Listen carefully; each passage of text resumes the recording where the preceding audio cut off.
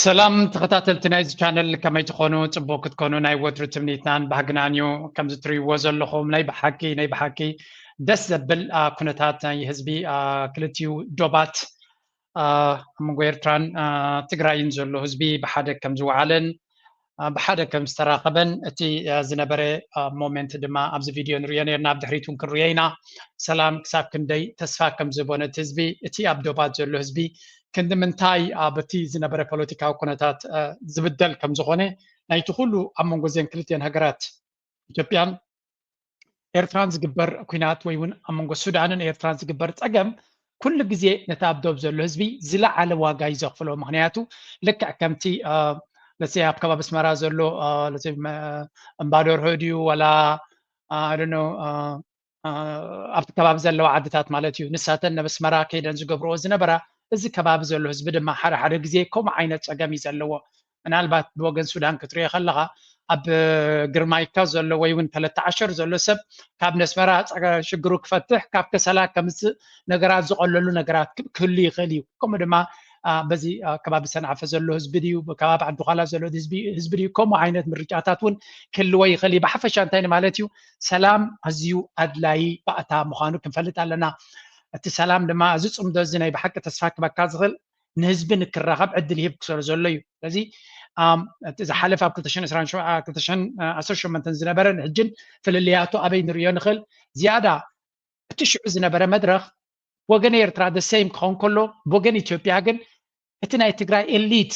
ነቲ ካብ ኣዲስ ኣበባ ዝመፅእ ዝነበረ ውሳኔ ይቃወሞ ስለ ዝነበረ እዩ ስለዚ እቲ ኣብ ከባቢ ዶብ ዘሎ መንግስቲ እንተደይ ኣፍቂዱ ማለት እዩ ካብ ኣዲስ ኣበባ ጥራይ ዝግበር ውሳኔ ብዙሕ ውፅኢት ከምፅእ ኣይክእልኒ ስለዚ እዚ ሕጂ እቲ ብቐጥታ ዝራኸብ ህዝቢ ከምኡ ድማ እቶም ብቐጥታ ዝራኸቡ ኤርትራ ሓደ መንግስቲ እዩ ኩሉ ግዜ ኣብ ትግራይ ኣብ ኢትዮጵያ ግን ዝተፈላለየ መንግስቲ ስለ ዘሎ እዚ ሕጂ ንሪኦ ዘለና ተስፋ ዝህብ ግን ኣይንቐልጥፍ መንግስቲ ስርዓት ኣቢ ብዙሕ መንገዲ ሒዙ ዘሎ ይጀምር በዚ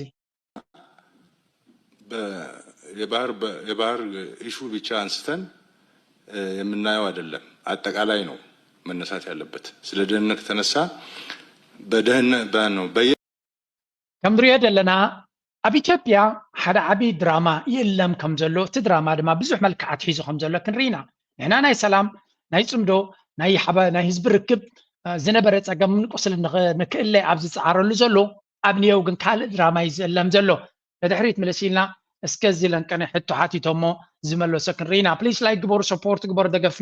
ደገፍኩም አይተውሕዱ ስፍሕ ዝበለ ትሕዝቶ ኣለኒ ስብ ችግሮች የተተበተበ ቢሆንም በብዙ ርቀት ላይ የሚገኙ ሀገራት ጭምር ወታደራዊ የጦር ሰፈር ገንብተው ብሔራዊ ጥቅማቸውን ባንክሮ ለመከታተል በሽቅድምድም ሰፍረውበታል። ይህ ጉዳይ ታዲያ የህዝብ ተወካዮች ምክር ቤት የውጭ ግንኙነትና የሰላም ጉዳዮች ቋሚ ኮሚቴ የመከላከያ ሰራዊትን የ2017 በጀት ዓመት 10 ወራት እቅድ አፈጻጸም በገመገመበት ወቅት ጥያቄ ሆኖ ተነስቷል። ምስራቅ አፍሪካ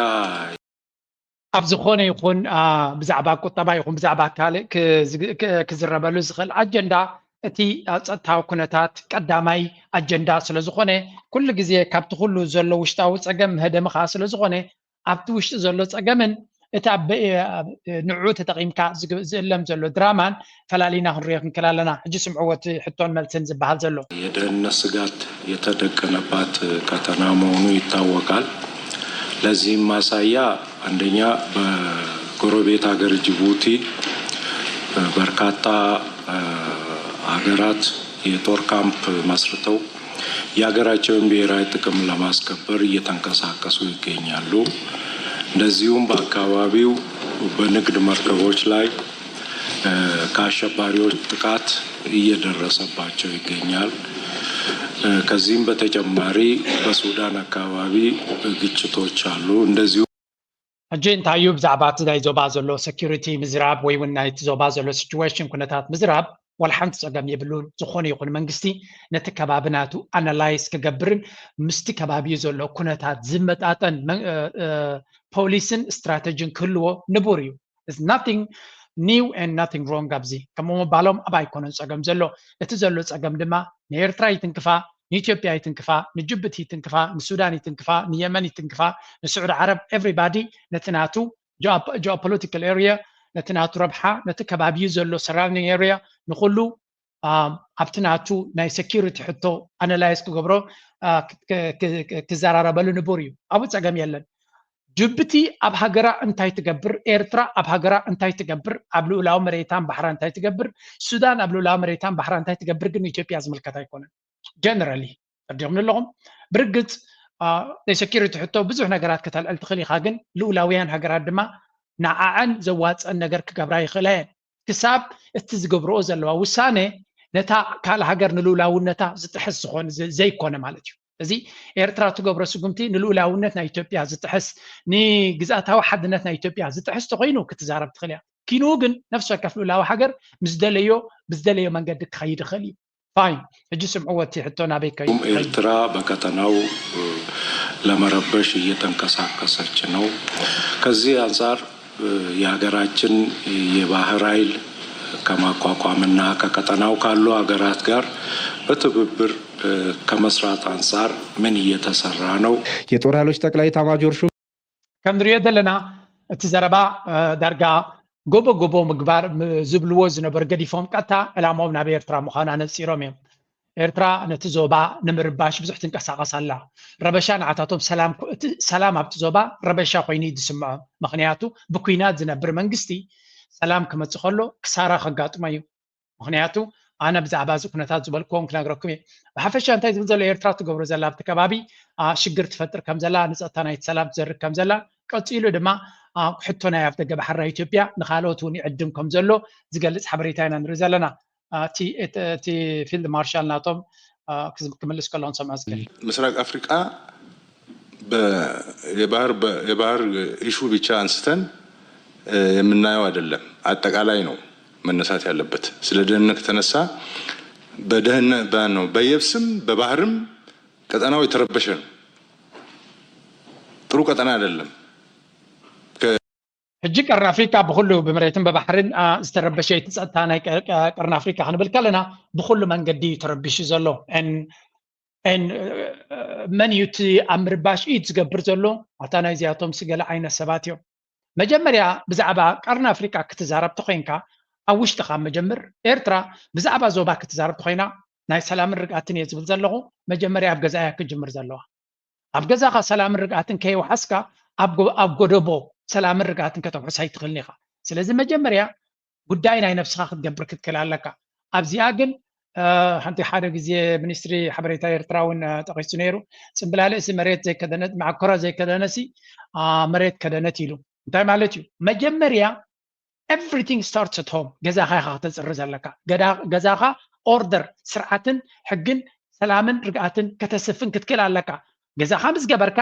immediate neighbors ዝበሃል ኣሎ ቀጥታ ምስ ገዛኻ ነፀላ መንደቕ ዘሎ ምሳኻ ምስ ከባቢኻ ኢኻ ትጅምር እዚ ኣነ ምናልባት ካብዚ ውፅእ ኢልና ኣብዚ ናይ ዝሓለፈ ዓመታት ምስ ተጋሩ ዘለና ሕውነት ገለመለ ክብሉ ከለዉ እቲ ትግራይ ትስዕር ዝብሉ ዝነበሩ ሰባት እንታይ ዝብል ነይረ ወላ ኣብ ከምዚ ዓይነት ሕጂ ዘለኹ ከይመፃኹ ከለኹ መጀመርያ ምስ ሓውኻ ሰላም ግበር እየ ዝብል ነይረ መጀመርያ ምስ ሓውኻ ምስ ሓፍትኻ ምስ እንድሕሪ ንስኻ ብሓደ ቦታ ኣለኻ ምስ ከባቢኻ ዘሎ ምስቲ ምሳኻ ዝበልዕን ዝሰትን ኣብ ግንባር ምሳኻ እጩ ድማ ሓደ ዝኾነ ምሱ ሰላም ግበር መጀመርያ ሰላም ትደሊ እንተኮይንካ ምስ ሓውኻ ኢኻ ክትገብር ዘለካ ምስ ኣሕዋትካ ምስ ወዲ ሃገርካ ምስ ወዳኻ ምስ ቀረባ ጎደቦኻ ቀረባ ጎደቦና ብሱዳን ክኾን ከሎ ከሰላ ፖር ሱዳን እዩ ዳርፎር ኣይኮነ ቀረባ ጎደቦና ከሰላን ፖር ሱዳንን ዘሎ እዚ ሸርግ ዝበሃል ንዓና ቀጥታ መዳውብትና እዩ ስለዚ ምስ እቲ ርክብ ንሕና ክንገብሮ ዘለና ከምኡውን እቲ ገዳርፍ ዝበሃል ማለት እዩ ስለዚ ምስቶም ቀጥታ ምሳና ዘለው ህዝቢ ወገን ኢትዮጵያ ክኾን ከሎ ድማ ተጋሩን ኣምሓራ ዓፋር እዚኦም እዮም ከም ቀጥታ ምሳና ርክብ ክህልዎም ዝኽእል መጀመርያ ድማ ተጋሩን ዓፋርን ስለዚ እቲ ኣብ ኣዲስ ኣበባ ዘሎ መንግስቲ ሰላም ጌርናዮ ሰላም ከውሕስ ስለዘይከኣለ ስለምንታይ ኣብ ዓዱ እውን ሰላም ክገብር ስለዘይክእል ምስኡ ሰላም ኢልካ ተዘራሪብካ ክሰርሕ ኣይከኣለን ኣብ 2018 ሳብ ሕጂ ድማ ፀገም ዘሎ ስለዚ ሰላም ምስቲ ህዝቢ ኣብ ጎደቦኻ ዘሎ ምሳኻ ብመሬትን ብባሕርን ብካልን ዝራኸብ ምስኡ ሰላም ክትገብር ኣለካ ኦኬ ሕጂ ብግምጣሉ ናይ እዚኣቶም ስነ ሓሳብ ድማ ንርኢ ጠቅላላ የዓለም ማፕ አንጻር ስናየው ጥሩ ቀጠና አይደለም የባህር ደህንነት ስጋቱም ከየብስ ስጋቱ ጋር ከየብስ ችግር ጋር ይያዛል የየብስ ችግሩ ወደ ባህር ይወጣል ይወርዳል ይገባል ይሄን ቀጠና ደህንነት በባህርም በየብስም ለማረጋጋት እኛ ተባብረን ለመስራት ዝግጁ ነን ይሄን እያረግን እያለን ግን እኛ ወደ ባህሩ እንዳንጠጋ የሚፈልጉ ኃይሎች አሉ። አንዳንዴ አሊያንስ ይፈጥራሉ። ኢትዮጵያ ወደ ባህር በር ወደ ባህር አጠገብ ዝር እንዳትል እናድርጋት ብለው አቅደው ሕጂ እንታይ ዝብል ዘሎ ብመሬትን ብባሕርን ሰላም ከነውርድ ኢና እንደል ዘለና ንሰላም ኣብ መሬትን ባሕርን ኣብዚ ከባቢ ዘሎ ምክንያቱ እቲ መሬት ምስቲ ባሕሪ ስለ ዝራኸብ ካብን ናብን ስለ ዝንቀሳቐስ ናይ ሰላምን ናይ ርግኣትን ሕቶ ንኩሉ ኣተሓሒዝና ኢና ፕላን ነውፅእ ዘለና በዚ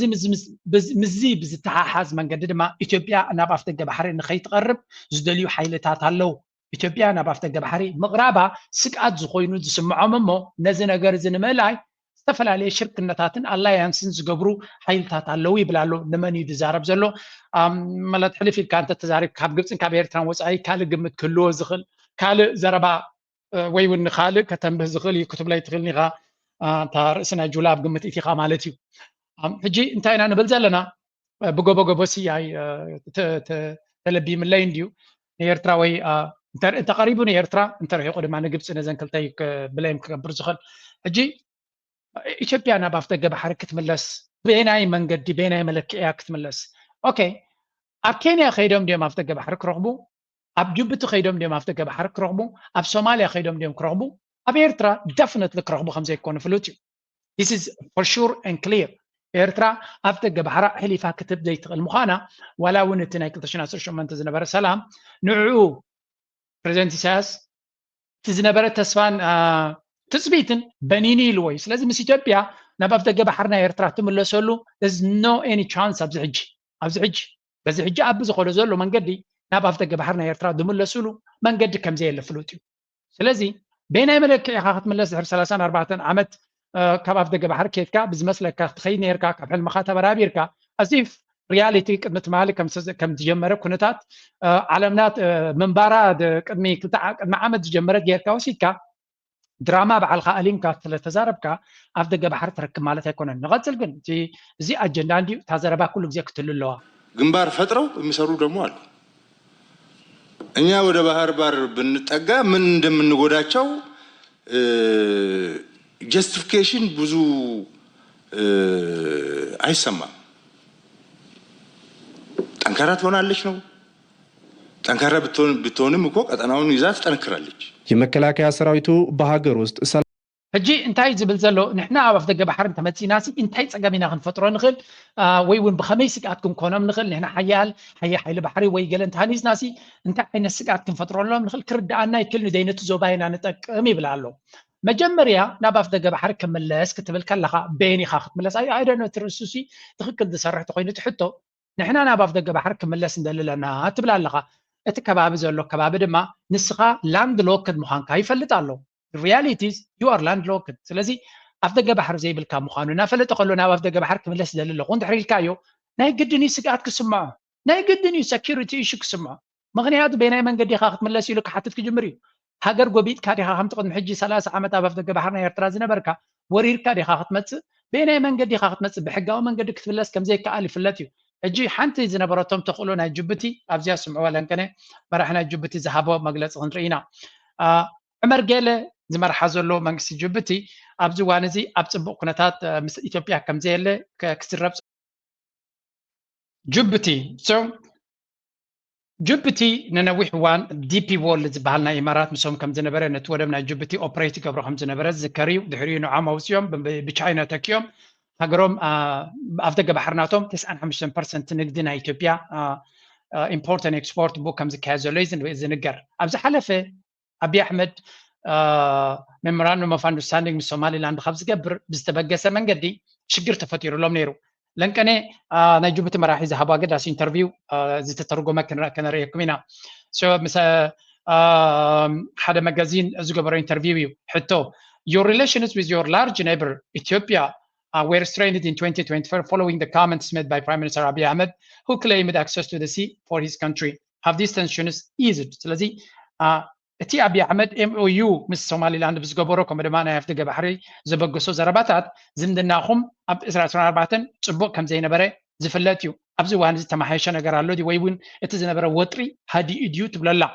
እስማኤል ዑመር ገለ መልስናቱ yes I believe that Abiy Ahmed has understood that this claim cannot be framed within a power struggle. Ethiopia cannot access ports of Assab, Djibouti, Berbera, or Mogadishu without undermining the existence of its neighbors. The mediation undertaken by Turkey has played a positive role in this regard. As for us, we have clearly communicated to Addis Ababa that Djibouti is not Crimea. ስለዚህ መጀመሪያ እቲ ዝነበረ ኩነታት እወ ሓዲኡ ቁርብ ይብላ ኣሎ ምክንያቱ እቲ አብይ አሕመድ አበጊስዎ ዝነበረ ብሓይሊ ክኸውን ዝኽእል ኣይኮነን ኢትዮጵያ ኣብ ደገ ባሕሪ ንኽትረክብ ብሓይሊ ማለት እዩ ኣክሰስ ቱ ደሲ ብቅልፅምካ ወይ እውን ብሓይሊ ክግበር ከም ዘይክእል ኣብ ዓሰብ ድዩ ኣብ ጅቡቲ ድዩ ኣብ በርበራ ድዩ ኣብ መቃዲሾ ድዩ ነዚ ክትገብር እንድሕር ኮይንካ ድማ ንህላዌ ናይተን ናፅነትን ህላዌ ናይተን ሃገራት ኣብ ምልክት ሕቶ ከየተኻ ወይ እውን ከይጠሓስካ ክትገብሮ ይትኽእል ኢኻ በቲ ንሱ ዝብሎ ዝነበረ ኢሉ ስለዚ እቲ ኣብ ቱርኪ ዝተገበረ ሽምግልና ኣብ ኣንካራ ምስ ሶማልያ ዝነበረ ኩነታት ዝህዶ ብገይሩ ነቲ ኩነታት ኣልይዎ እዩ ንሕና ግን ንብላ ኣሎ as for us ከም ጅቡቲ ይብላ ኣሎ ንኣብይ ኣሕመድ ንፁር ዝኾነ መልእኽቲ ይብናዮ ጅቡቲ ከም ክሪሚያ ክትገብራ ኣይትኽእልኒ ኢኻ ይብሉ ኣሎ እዚ ጅቡቲ ክሪሚያ ኣይኮነትን ክሪሚያ ማለት ናይ ዩክሬን ዝነበረት ፔኒንሱላ ራሽያ ጎቢጣ ዝሓዘታ ማለት እዩ ስለዚ ካብ ክሪሚያ ተዓቢ መስለኒ ጅቡቲ ንሕና ክሪሚያ ኣይኮናን ኢልና ብንፁር ኮሚኒኬት ጌርና ኢና ምሱ ብምባል ተዛሪቡ ጀነራሊ ጅቡቲ ንኢትዮጵያ ከተስምዕ ትኽእል ሃገር ኣይምኾነትን ነይራ ኣብ ርእሲ ናይ ኣቢ ግን ፃዕዳ ዘለዋ ሃገር ኩሉ ግዜ ተፈራሂት እያ ኣብ ርእሲ ኣቢ ጥራይ ኣይኮነን ብምሎም መራሕቲ ናይ ኢትዮጵያ ኣብ ርእሶም ንፃዕዳ ዘምልኹ እዮም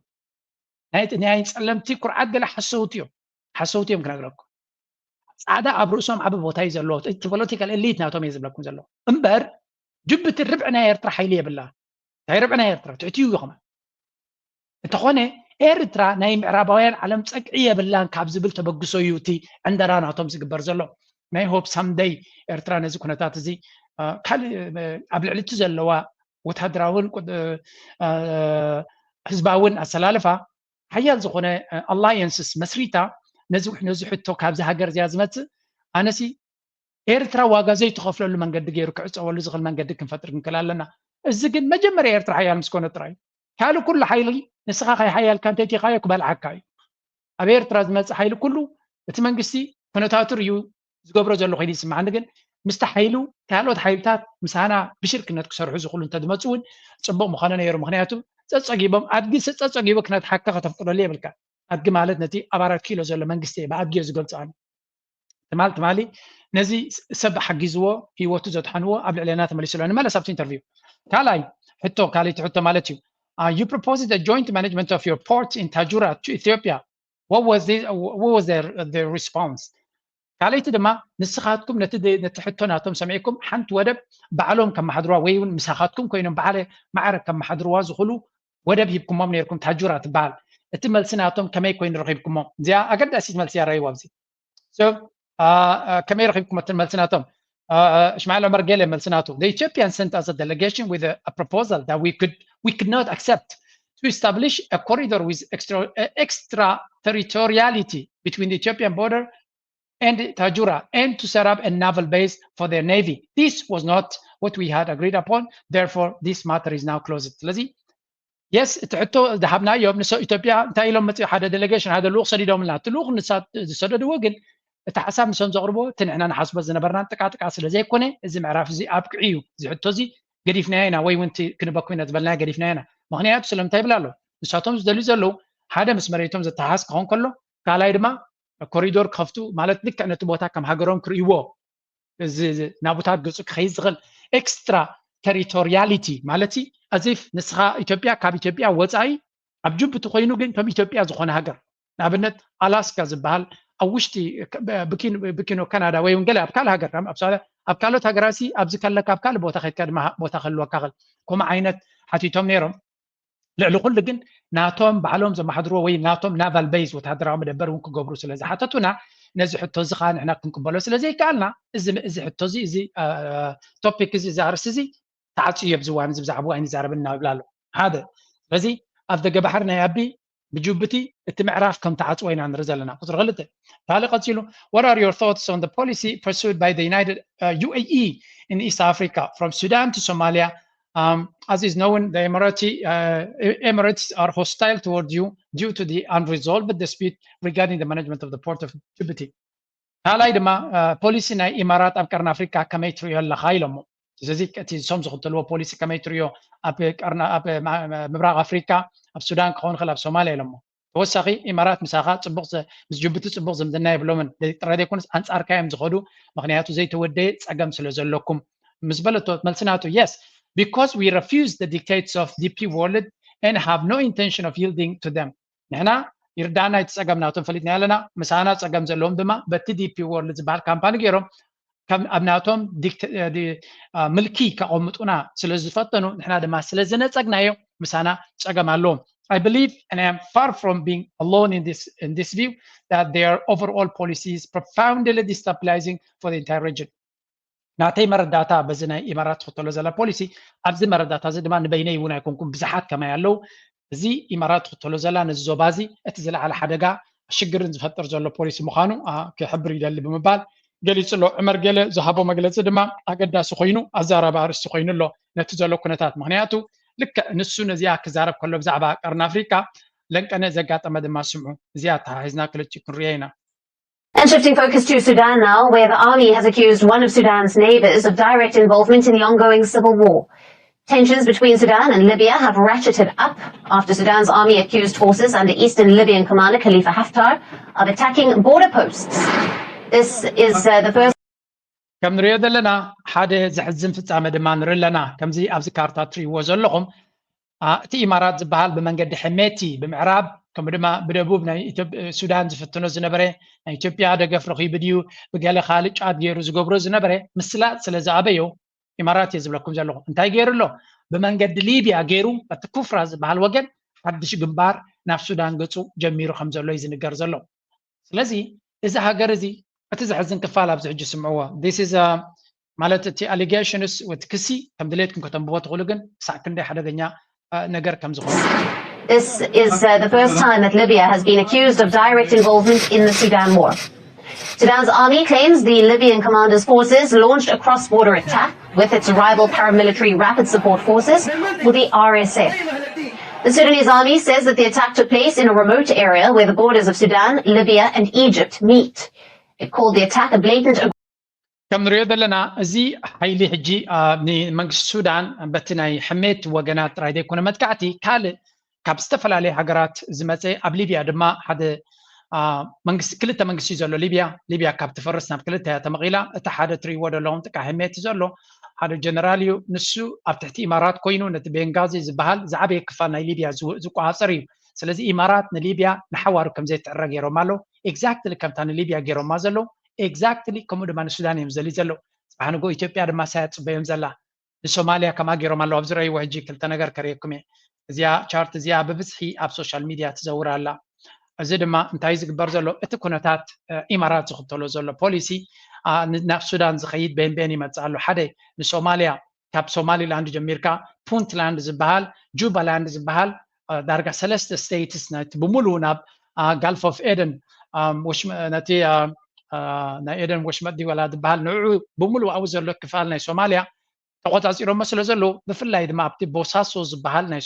ናይ ሶማልያ እቲ ፑንትላንድ ሰብኣይ ትሪእዎ ዘለኹም ንዑ ብገንዘብን ብገለን ገዚኦም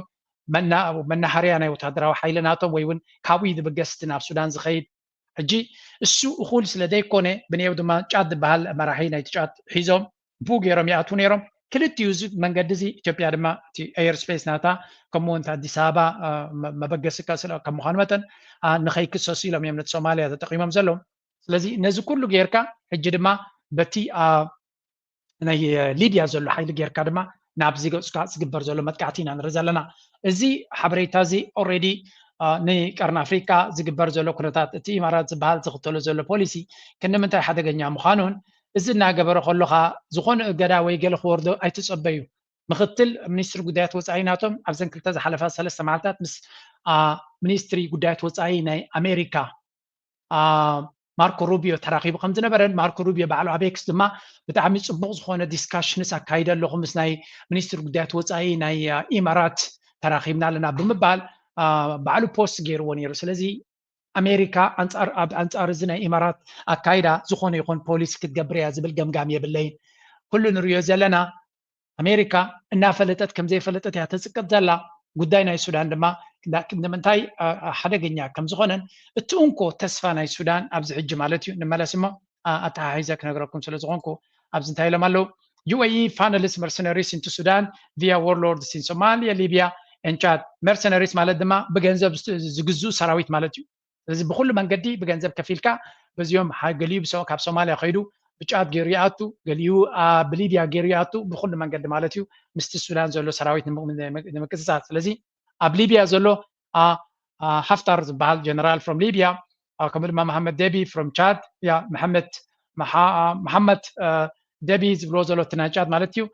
Said Deni from Bosaso are all sending mercenaries to fight alongside the RSF ነታ RSF ንምሕያል ዝተፈላለዩ ዕሱባት ሰራዊት ይመፅሎ ማለት እዩ The war in Sudan is no longer in an internal conflict. It has become a full-fledged proxy war involving foreign actors and regional warlords. Currently, Haftar's forces in Libya, along with Chad's armed forces and Somalia's Puntland region, ኩላቶም እዚኣቶም አንጻር መን እዮም ዝዋጉ ዘለው አንጻር ሰራዊት ሱዳን ማለት እዩ It's the country aimed at seizing control of the tri-border region. Haftar's forces denied involvement in the attack. They instead accused a force affiliated with the Sudan army of attacking a military patrol while it was carrying out operations to secure Libya's side of the border. Sudan has been gripped by over 2 years of war between the army and the paramilitary rapid support forces. The conflict has drawn in multiple foreign countries. While international attempts at bringing truce have repeatedly failed. Now, earlier, the Sudanese army also accused Libya's Haftar of supporting the rival RSF via weapons deliveries. Eastern Libya commander Khalifa Haftar has also long maintained close ties with the UAE and Egypt. While Cairo has supported Sudan's army, Khartoum has repeatedly accused the UAE of backing the RSF. The Sudan army has also accused the UAE of backing the RSF via direct drone strikes. The UAE, however, has denied the allegation. The ongoing civil war has ravaged vast parts. ከም ንሪኦ ዘለና ኣብዚ ወላት ግብፂ ዝበሃል ሓይሊ ምስ ክልቲኦም ወገናት እውን ኢድ ከም ዘለዎ ይዝንገር ዘሎ ስለዚ ሱዳን ኣበይ ተስፎም ካብ መን ተስፎም እንታይ እዩ መጻኢዮም ንዝብል ሕቶ መጀመርያ ነዚያ ዘረባ እዚያ እስከስምዕዋ እዚያ ኩነታት ራይዋ ሱዳን እቲ እንኮ ተስፎም ካብ ኤርትራ ጥራይ እዩ እቲ ካልእ ኩሉ ትርጉም የብሉን እቲ ካልእ ኩሉ ድወጆ እኮ ዝፃወት ዘሎ እዩ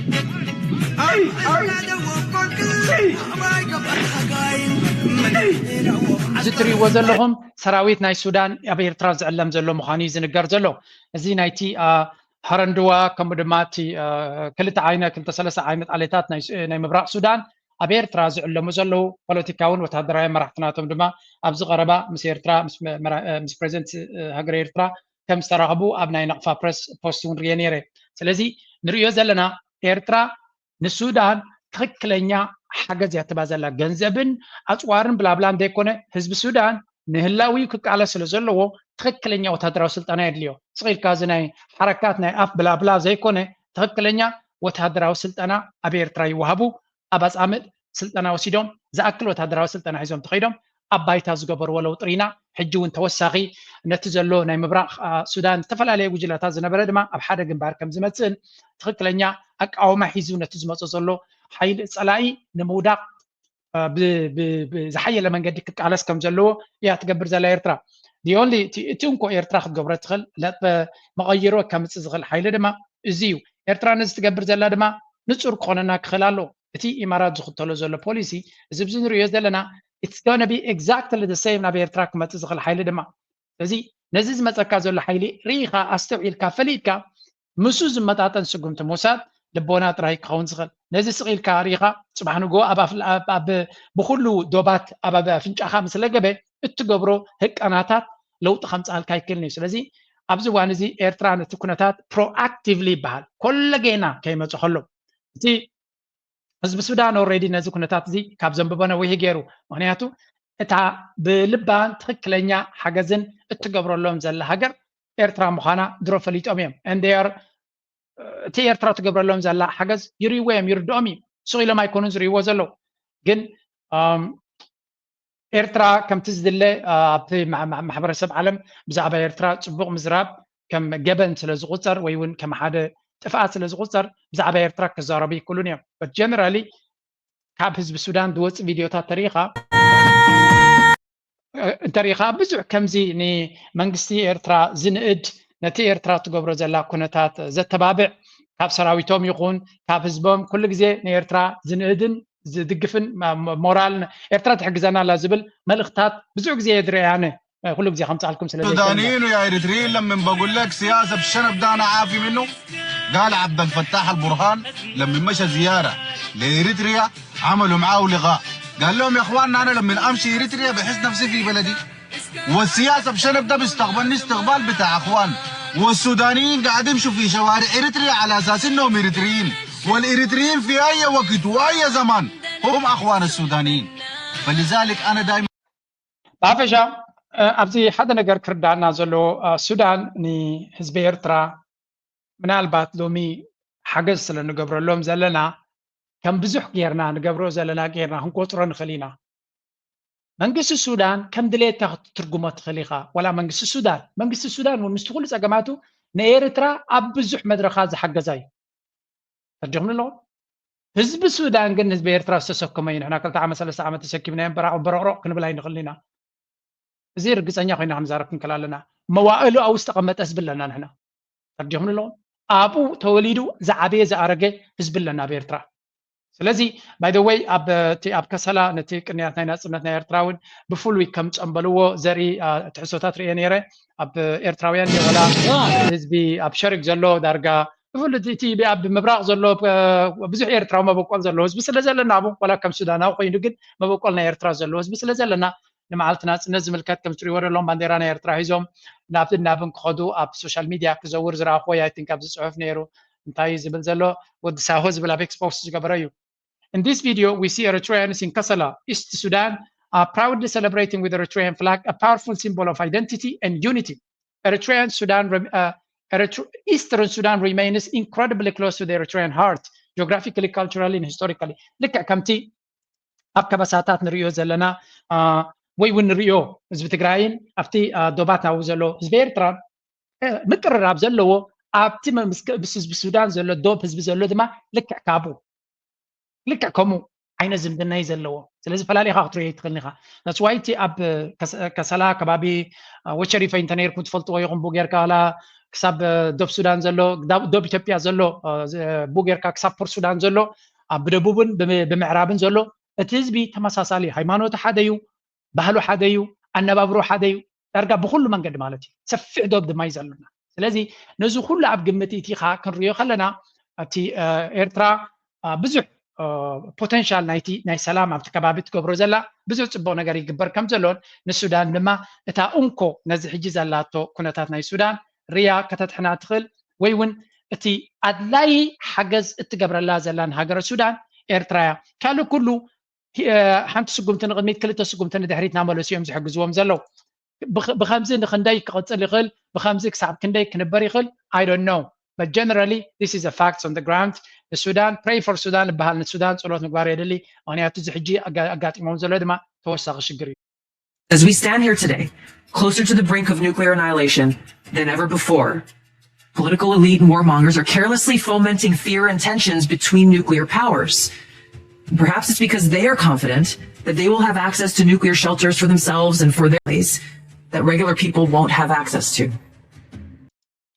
زياتري وازلهم تولسي جابرد يا تبهل حالات كله intelligence نا أمريكا حلافنا كله ناي CIA FBI NSA بهال كله محاوراتنا intelligence أرتحت زياهم أبز غرباوان ناب هيروشيما قد محجي أب شنجات من 4 حملة أمريكا نيكولاراوي بومب أتوميك بومب زهرمتو سبراتنا تد مكسب حجي زلو أب عالم باي ذا واي حنتك زي أتوميكا بومب ويكا نيكولاراوي بومب تتقامنت وعيلا بعالم أمريكا دما يغير أب جابان ينيرو أبو خيرا دما نتكون تهدحر مرايا حج بس هنا زلنا مدرخيلا اتي نيكولاراوي أصوار زعاتقا هاجرات معالتاوي أب حدا جنيا مسححاب كوعلان حضران رلنا قاب حليف دما حدا جنياتات ويكا سقابنياتات زخون بوليتيكنياتات بفلاي بأمريكا أبيروبا خوينهم نتي نيكولاراو كينا نخمت زيادة قسقسان متخو تاخون كقبري يريو نسمع نرنا لنا اتحطو اگر انت هقات يمونساتو محبي كلهم خليلا زبز احنا هزبقن محبية بلان زبز حزبي محبية بلون ازي كاب تراسب كاب كلا مونت انقا غزر لو اسابيع كاب حدا حلافينا يدخلوا انتليجنس نخل نافلتت كمزي بمبالا كل زتقرم لكم نتاتي نيرو اسكانيش تيت ستور ناتان اسمعيا this is a very serious warning Recently visited Hiroshima in Japan and stood at the epicenter of a city that remains scarred by the unimaginable horror caused by a single nuclear bomb dropped in 1945, 80 years ago.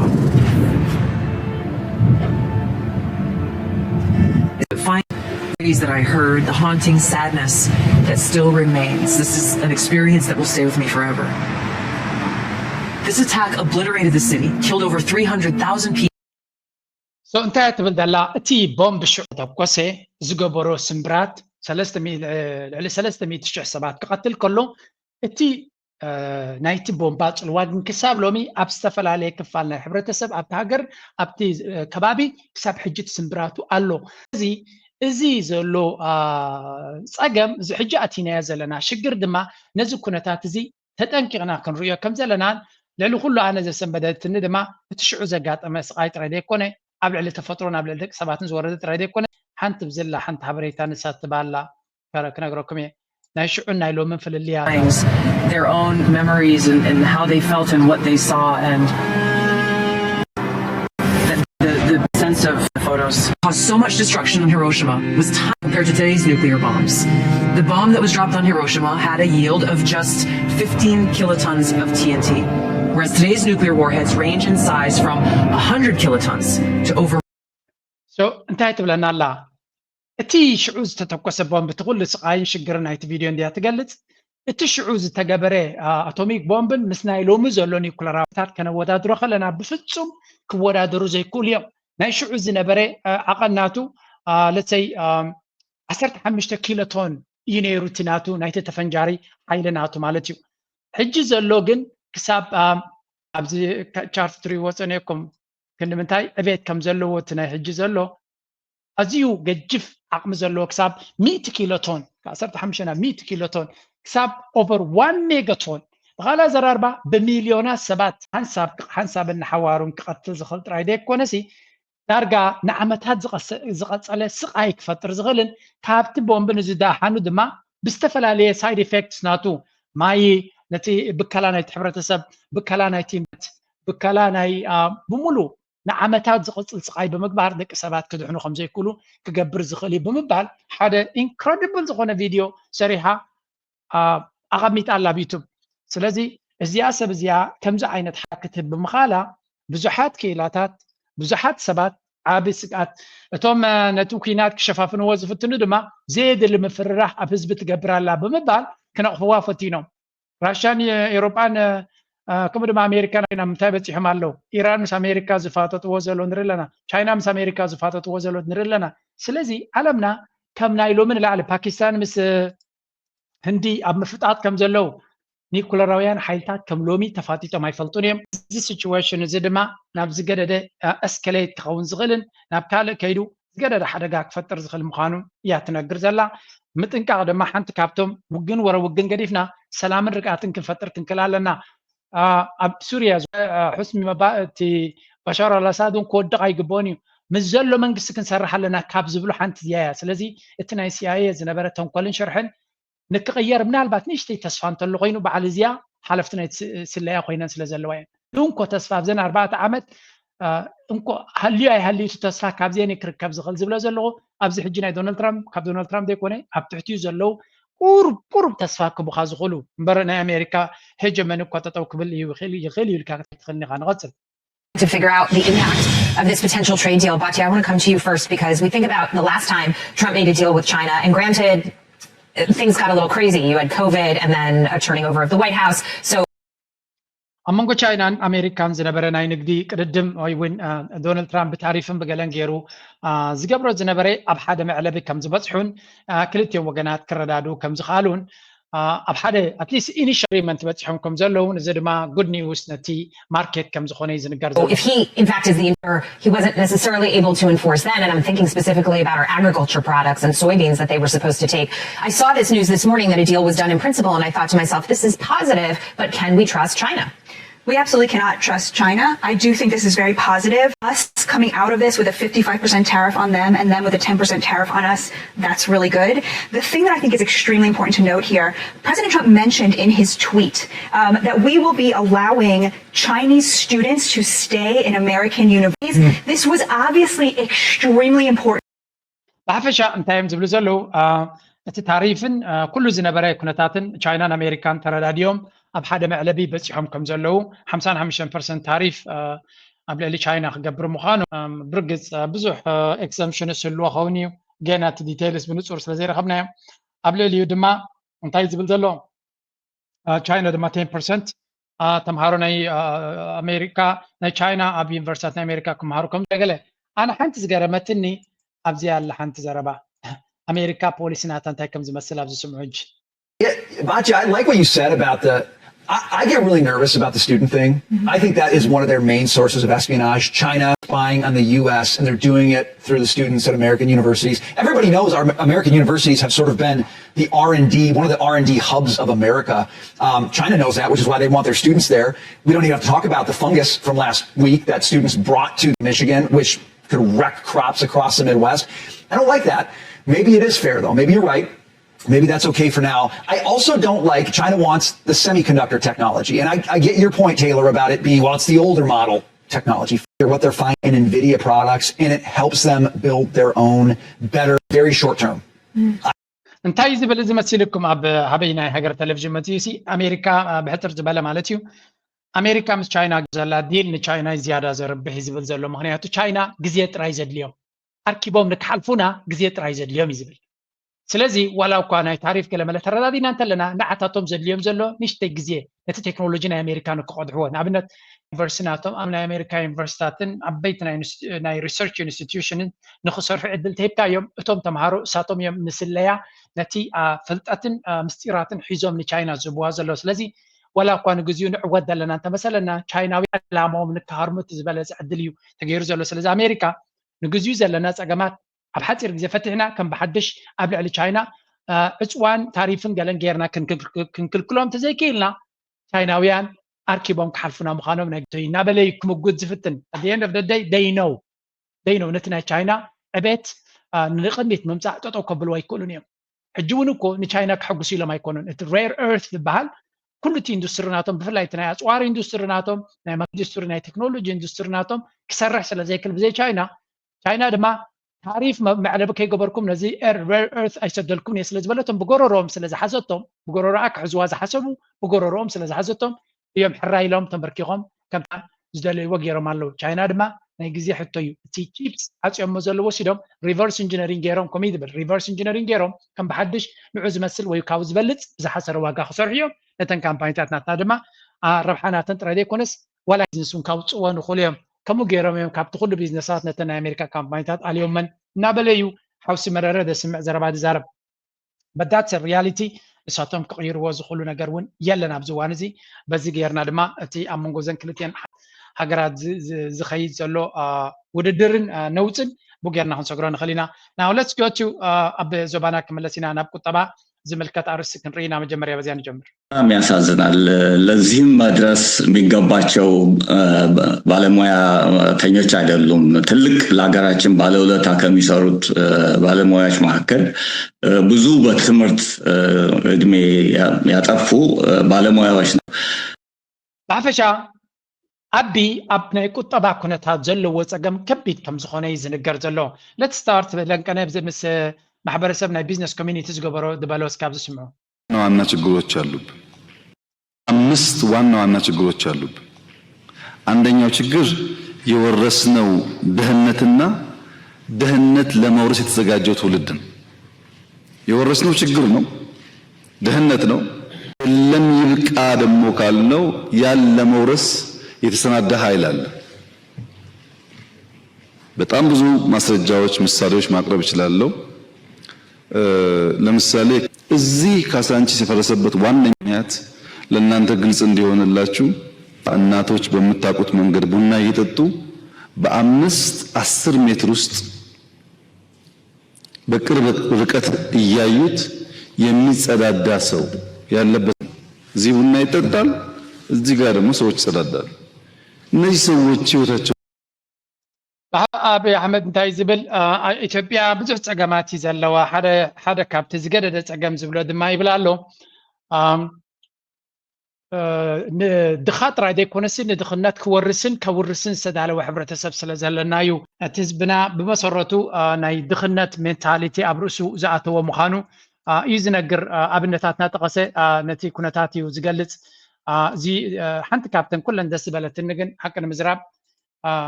ኣብ እንታይ ይብል ኣይግዳነ ግን ኣትሊስት ምስቲ ቢዝነስ ኮሚኒቲ ኮፍ ኢሉ ክዘራረብ ምፍታን እዩ ሽግራት ኣለዎ ፀገማት ኣለዎ እቲ ሃገር ብዙሕ ፀገማት ኣለዎ ግን ጉድ ፓርት ካብተን ኩለን ኣነ ንዓቢ ኩሉ ተሓጀውጀውን ድራማ ናቱን ገዲፈ ታፅቦት ዝፈልጣ ይገብሮ ዳ ይገብሮን ካልኣርሲ ግን ምስ ህዝቢ ኮፍ ኢሉ ክዘራረብ ስለ ዝፍትን እዩ and that's very important sometimes ህዝቢ ኣገዳሲ ሕቶታት ከቕርበሉ ይኽእል እዩ ግን መልሲ ግን ኩሉ ግዜ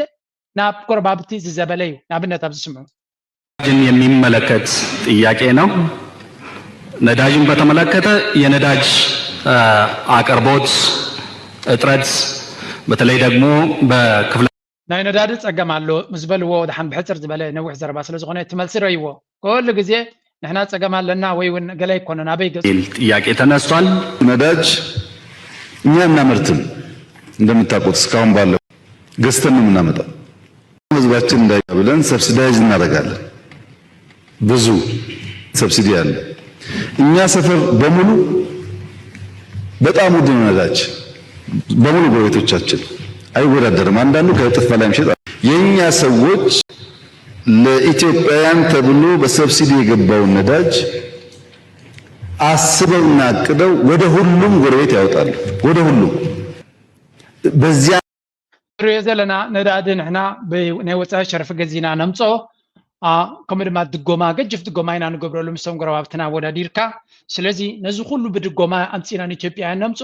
ህዝብና ወሲዱ ናብ ኩሎም ጎረባ ሃገራት ብኮንትራት ይሸጦ ብምባል ንሱ ይትፀገም እናበለ ኩሉ ግዜ ትፀገም ናብ ኤክስተርናል ፎርስስ ምስግጋር ዳኣምበር ኣብቲ ውሽጣዊ ፀገሞም ወይ እውን ኣብቲ ንሶም ዝገብርዎ ዘሎ ምሕደራን ካልእን ናብኡ ከፀጋግዖ ይፍትን እዩ በት ኣብ ካልእ መድረክ እውን ኣገዳሲ ሕቶ ነይሩ እዚ ኩሉ ዝዛረብ ዘሎ ዘረባ እዩ መፍትሒ ግን አይኮነን ሌሎች የመንግስት ሰራተኞች እያነሱት ያለው ጥያቄ የቅንጦት ጥያቄ አይደለም ክቡር ሚኒስትር መንግስት ይህን ጉዳይ ትኩረት ሰጥቶ በበጀት ሰራተኞች እያነሱት ያለው ጥያቄ የቅንጦት ጥያቄ አይደለም ክቡር ሚኒስትር መንግስት ይህን ጉዳይ ትኩረት ሰጥቶ በበጀት ረቂቅ ውስጥ ሳያካትት መምጣቱ አስገርሞኛል ወኻላ ዘራርባ እዚ ትሪእዎ ዘለኹም ነቲ ሓካይም ዘሎ ዝኾነ ይኹን መልሲ ንዑ ዝኸውን ኣብቲ ባጀት ናብ ዝመፅእ ዘሎ ዓመት ነቲ ደኳትር ኩሎም ተንስዮም ኣድማ ዝገብርዎ ዘለዉ ከምኡ ድማ መምሃራንን ካልኦት ናይ መንግስቲ ሰራሕተኛታትን ክገብርዎ ዝኽእሉ ኣብ መግቦም ኣብ ሂወቶም ኣብ ደሞዞም ዘሎ ኩሉ ነገር ከፊልና ኣሎ እናበሉ ከለዉ ንዑ ክዕሪ ከም ዝኽእል ወይ እውን ንዑ ንምዕራይ ዝኾነ ይኹን ለውጢ ከም ዘይገበረ ኣብዪ ኣሕመድ ፕላን ከም ዘይብሉ ኣብ ባጀት ናት ኣብ ዝመፅእ ዘሎ ዓመት ስለዚ ናይ ብሓቂ ዝሕዝን እዩ ዝብል ዘሎ ቀፂሉ እሱስ ሓዲኡ ምኾነ ነይሩ ኣብዚ ከስምዕዎ ትራንስሌት አረገ ወደ ዋጋ ውድነት ትራንስሌት አረገ ሲባል የሌማት ትሩፋት አለ በሚባልበት ሀገር 1.6 ቢሊዮን በላይ እንቁላል እያበረትን ነው በሚባልበት ሀገር አንድ እንቁላል 23 ብር እንዲደርስ አድርጓል 1 ሊትር ወተት ኦልሞስት ከ110 ብር በላይ እንዲደርስ አድርጓል እዚ አብይ አሕመድ እንታይ ኢሉ ይዛረብ ብምግቢ ነፍስና ኪልና ኢና ብንቋቁሖ ብሚልዮናት ነፍሪ ለና ንመዓልቲ ዶ ንወርሒ ዶ ንሶምን ዶ ዓሳታት ነፍሪ ኣለና ብቶናት ኩሉ እዚ ተሃዲድ ብስርናይ ኣብ ዓለም ኣብ ኣፍሪካ ቀዳሞት ጥራይ ዘይኮነስ ካብ ግብፂ ኣፀቢቕና ኢና ንዓቢ ዝብል ዘረባ ኣብ ዝቐረባ ኢንተርቪው ገይሩ ነይሩ ኣብ ባይታ ክንሪኦ ከለና ግን ሓንቲ እንቋቁሖ 23 ብር በፂሓላ ወረግ ናይ ወፃኢ እንቋቁሖ ተኮይኑ ናብ 30 ብር ፀጊዑ ኣሎ ዝብል ሓበሬታ እውን ወፂኡ ነይሩ ስለዚ እዚ ሃገር እዚኣ ናበይ ገፃ እያ ትኸይድ ዘላ ብቁጠባ ብኩነታት ሕጂ ድማ ሓድሽ ታሪፍ ከተኣታትዎ ወይ ሓድሽ ታክስ ከተኣታቱ VAT ዝበሃል ቫልዩ ኣድድ ታክስ ዝበሃል ኣብ ነዳዲ ድዩ ኣብ ካልኦት ተሽከርከርቲ ክእትኑ እዚ ከዓ መንግስቲ ገንዘብ ከም ዘድልዮ ዘሎን IMF ድማ ኣብ ጎረሩ ኮፍ ኢሉ ከም ዘሎን ኣታዊታት ናይቲ መንግስቲ ብታክሲስ ክዕብዮ እንተዘይክኢሉ እቲ ዝግበዝ መብፃዕት እዮሞ ዘለዎ ክብ ኣይኮነን ንሱ ክገብር ተኮይኑ ድማ ካብቲ ከፊይዎ ዘሎ ህዝቢ ክምንጥል ማለት እንታይ ማለት ኩሉ ግዜ ካብ ህዝቢ ኢኻ ትወስዶ ሓንቲ ክዳን ንኣብነት ኣነ ካብ ጀርመን ክገዛእ ከለኹ $4 ዩሮ እንድሕር ኮይኑ ስዊስ ስለ ዝቕመጥ ኣነ ስዊስን ጀርመንን ስምምዕ ስለ ዘለዎን 19 ናይቲ ዋጋ ናታ VAT እዩ ቫልዩ ኣድድ ታክስ እዩ ስለዚ ንዓና ንስዊስ ዘለና ነዚ 19% ይመልሱልና እዮም ስዊሳውያን ስለ ዝኾነ ኣግሪመንት ስለ ዘለዎም ብኻልእ ዘራርባ እቲ ቫልዩ ኣድድ ታክስ ዝበሃል ክንዲ ምንታይ ክቡር ምዃኑ ክትፈልጡ ኣለኩም كدان 100 دولار زنبره 100 يورو زنبره 19% فلاي كراونت مالتي كودللك خلو تا 19% المنجس جيرمان زواب زنبره انا سويساو سلو زخونكو سمع سلا زلهم عين خفلنا كرداكم الى 19% وي 5 وي 10% ابل الواقع كوسخيو نتسب دما مليسك خفوي مالتي اما وداتناي حتوناي كطبع بزا ديسكشن الذي لدته يالو زحبو نودا ጠቅላይ ሚኒስትሩ በሶሻል ሚዲያ ሲዟዟር ያየሁት አንድ ቪዲዮአቸው አለና እስኪ በዛ ጉዳይ ላይ አንድ ቻሌንጅ ጋብዘዋል። እንግዲህ ለሁሉም ለምትተቹ ሰዎች ይላሉ ይሄን ቻሌንጅ ትቀላቀላለህ ወይስ ቻሌንጁን ራሱ እንዴት አየው? እስኪ አብረን እንየው ተመልካቾቻችን። ሲባል አንተ ቻሌንጅ አብይ አህመድ ገርሎም ነይሩ ስለዚህ ነዛ ቻሌንጅ ነዚ ልደቱ አብ ላይፍ ያحطሉ አይራያን ነይሩ መልስናቱ ግን ዘገረኝ ህዳሴ ምን ያደርጋል ኮሪደር ሲባል ኮሪደር ምን ያደርጋል ህዳሴ ሲባል ህዳሴ ምን ያደርጋል ብለው የማይሰሩ ነገር ግን ለሚጀመሩ ስራዎች ሁሉ የዳቦ ስም የሚያወጡ ሰዎች አሉ። እነዚያ ለስራ ሁሉ የዳቦ ስም የሚያወጡ አቃቂር የሚያወጡ ስራ ሳይጀምሩ ስራ ሳይችሉ ፕራዮሪቲ የሚያወጡ ይሄ ይቅደም ያ ይከተል ያ ያስፈልግም ይሄ ያስፈልጋል የሚሉ እዚ ዘረባዚ ንበዓል ልደቱ ንበዓል ጀዋር መሐመድ ብቐጥታ ንምዝራብዩ ወላ ሓንቲ ስራሕ ዘይፈልጡ ብዛዕባ ስራሕ ግን ዝተጀመረ ፕሮጀክት ዘቆናጽቡ ዘነኣሱ ቀዳምነት ኣይኮነን ዳሕራዋይ ኣይኮነን ናበሉ ኩሉ ግዜ ብዘረባ ጥራይ ነትን ሓን ግብሮ ዘለና አንጻርና ደዛረቡ ሰባት ንዓታቶም ሓደ ቻሌንጅ ለነ በመባል ይዛረብ ዘሎ ቆይ ሰዎች አሁን ለነሱ ቻሌንጅ አለኝ። ብዙ ጊዜ ስንጀምር ጅምሮቻችንን በማጥላላት በመውቀስ በማራከስ ብዙ ደክማቸዋል። አሁን እኔ በሐላባ አንድ በከምባንድ በስልጤ አንድ በሃዲያ አንድ መንደር ሰራለሁ። እናንተ ቁጭ ብላችሁ የዳቦ ስም የምታወጡ ሰዎች ሐላባ አይደለም በሰፈራችሁ ለባዳ አይደለም ለዘመዳ አንዳንድ መንደር ስሩና ገንዘብ ካላችሁ በገንዘባችሁ ገንዘብ ከሌላችሁ በጉልበታችሁ በውጭም ያላችሁ በግልም ብትችሉ በግልም ባሲው አስተባብራችሁ የሰውን ህይወት ንኩትና ከዚያ ጥያቄ አንሱ። የሰውን ህይወት ቀይሩና ከዚያ ተቹ። So ከም ትሪእዎ ዘለኹም እቲ ቻሌንጅ እዚ ኣብ ደገር ይኹን ዘለኹም ኣብ ውሽጢ መፂኹም ገለ ነገር ግበሩ ብመላሓስኩም ጥራይ ቱት ዘይኮነሲ መፂኹም ገለ ግበሩ። ኣነ ኣብ ዝተፈላለየ ኣብ ከተማ ይኹን ኣብ ገጠር ናኸድኩ ፕሮጀክታትን ኮሪዶር ልምዓትን ይገብር ኣለኹ ይጓየ ኣለኹ ኣካላት ኩሉ ይኸይድ ኣለኹ። እስኻትኩም ግን ዘረባ ዘይኮነስ መፂኹም እስካብቲ ዓድኹም ኣብታ ንስኹም ትፈልጥዎ ህዝቢ መፂኹም ተደልዮም ብገንዘብኩም ተደየለ ብጉልበትኩም ተደየለ ሰባት ወሃሂብትኩም ንዑ ስርሑ ድሕሪኡ ንህዝብኩም ምስ ጠቐምኩም ሕቶታትኩም ተልዕሉ እዚ ዓይነት ዘረባ ይዛረቦም ዘሎ መልሲ ናይ ልደታ ያለው ስምዑ ብጣዕሚ ዘገርም እቲ ድናት መልሲ ደስ ይላል። እንዴት አየው ቻሌንጁን? በመጀመሪያ ነው ሳይው አላየሁትም። አየው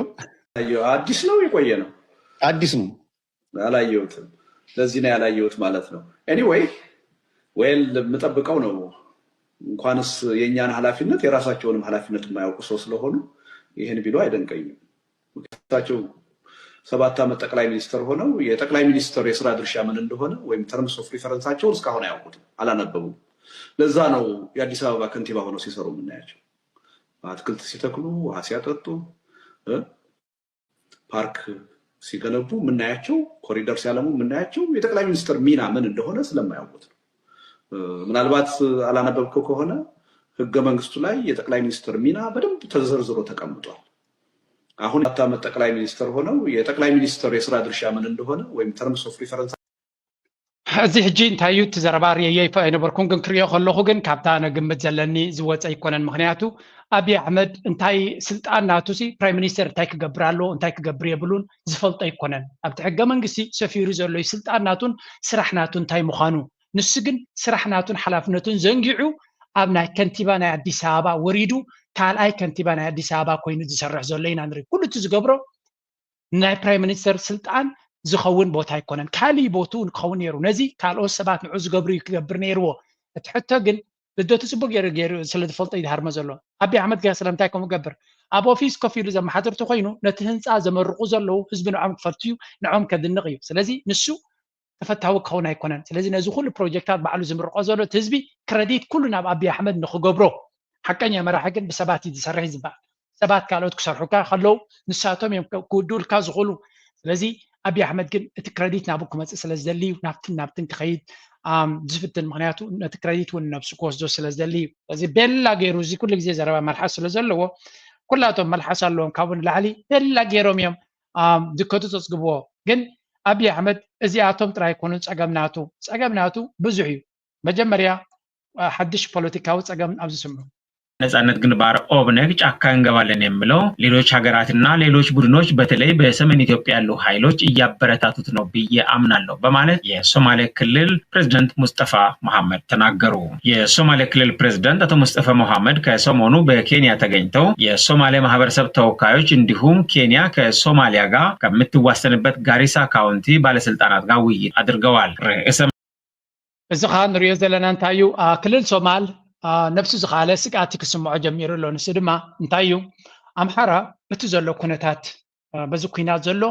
حيا زخون وتهدرا وعقمي فانو زبهال هانيسلو تقراي مسو زلو بوليتيكا وكونتات هو حد ويوان التسراويت ناي تقراي إن حيا لي متسألو أورومو كل الزهب قاب تتقيمو حيا لو تهدرا وجوادا يهانسألو بتزلو تساقمن قلن نابلا مالتيو